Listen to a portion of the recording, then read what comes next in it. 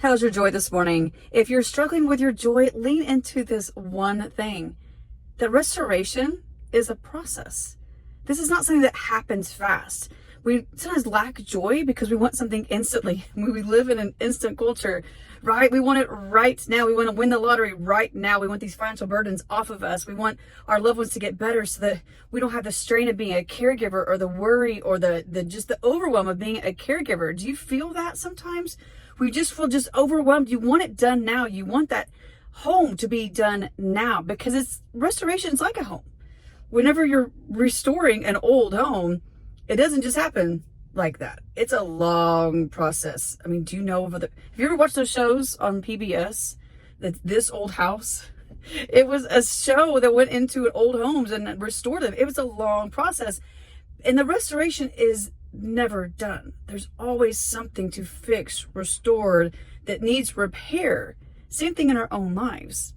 We're never going to be done. Restoration is a process.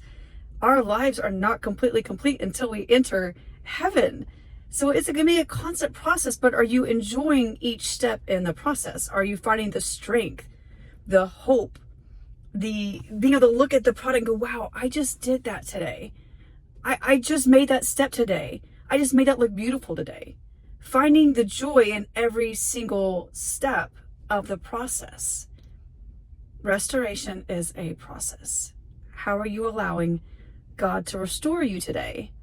Not sit and dwell in it's not done yet, but sit and find joy in I did that. I just accomplished that. I just overcame that today. And do the same thing tomorrow and same thing the next day. Because when we find joy, we find it in the everyday, in the little things.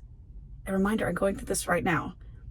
We find joy by feeling restored. Know that we're never going to be complete, but we get more beautiful in the process.